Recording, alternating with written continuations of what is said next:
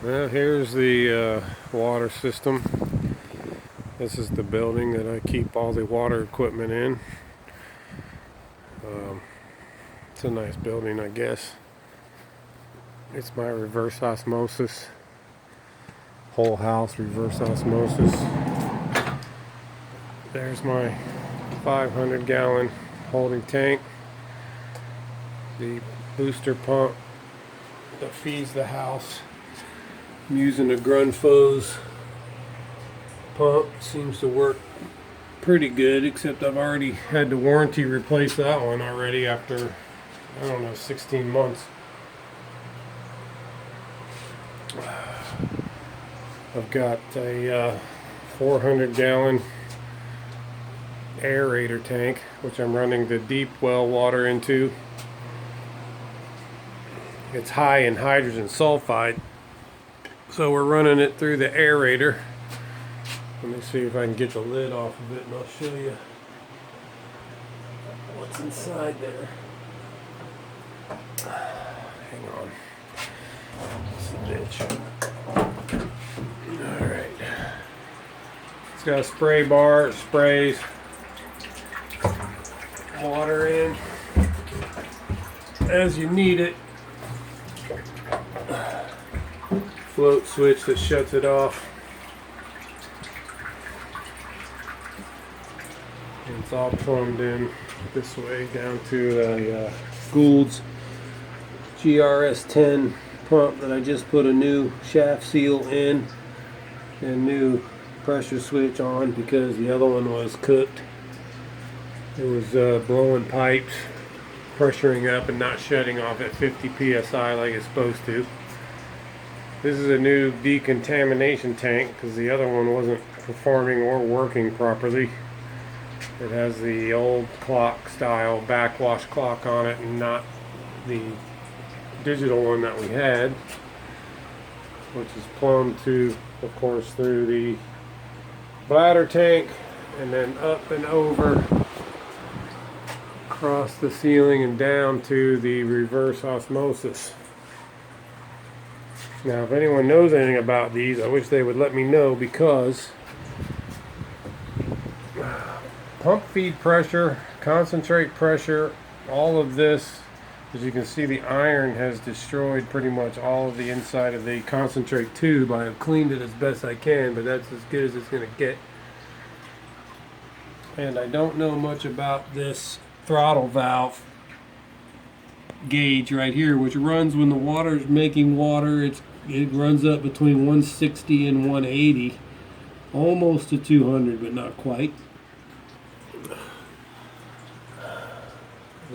When this is running, it's running at a 0.5. This float is at about a 2.5.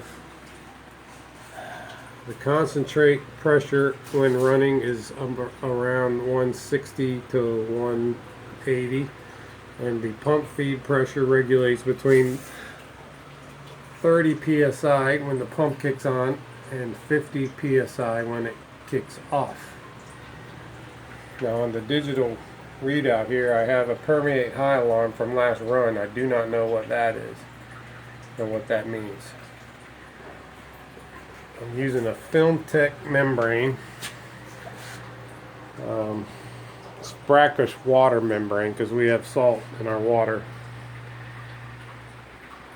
But yeah, I just need a little bit of tweaking on this system, I think, and it might work pretty properly. But it hasn't worked. It's not quite 2 years old, and it hasn't worked very well. I mean, for the money, it's a very expensive system. Tens of thousands of dollars I've got invested into this, and it really has not performed very well at all. So if anybody knows any adjustments that I should be making on it, feel free to let me know in the comments section. Because as of right now, it's just doing its thing, and I don't think it's doing all that great.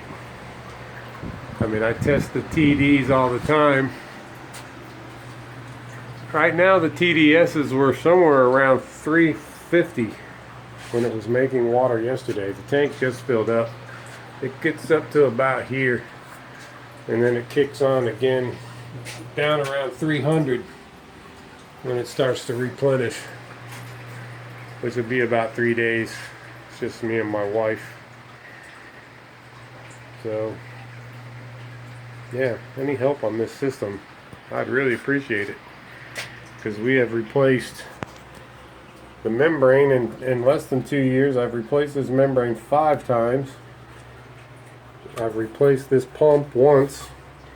I've replaced both solenoids down there, that one right there, and I just replaced this one again for the second time with a stainless steel one.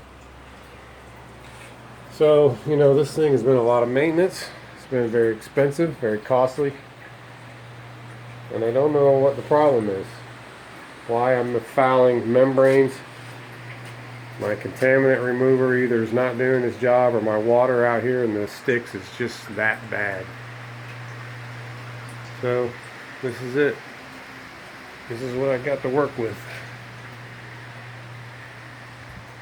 It's a clean system now. I finally had I've been having a lot of trouble with it, so I finally got it cleaned up in the building, got everything organized and glued together, and it's been a constant nightmare. But this is it. This is what happens when you live out in the woods. You can't get city water. You have to run on well water, which is another nightmare. See, that's the deep well over there, which feeds my aerator tank. Originally, we were running off of a shallow well, which I had put in right here. This water tested very high in salt and iron, so we no longer use this one. I replumbed that line right down there to the aerator tank, which comes up that ditch and then over to this over here, which was an abandoned deep well because the submersible pump in it was cooked. So it took me and a buddy a couple days, like a good weekend, to get the old pump out. And then I just hooked a pump up to it and started pumping water out of it and had it tested. It tested lower in iron but higher in hydrogen sulfide. So we're now using this water to feed the aerator tank that feeds the reverse osmosis unit. So anyway, that's what I got. That's what I got to work with. It makes water when it wants to, I guess. And when it wants to break down, it just breaks down. I'm renaming it Money Pit. So, any ideas, any suggestions, please feel free to make a comment.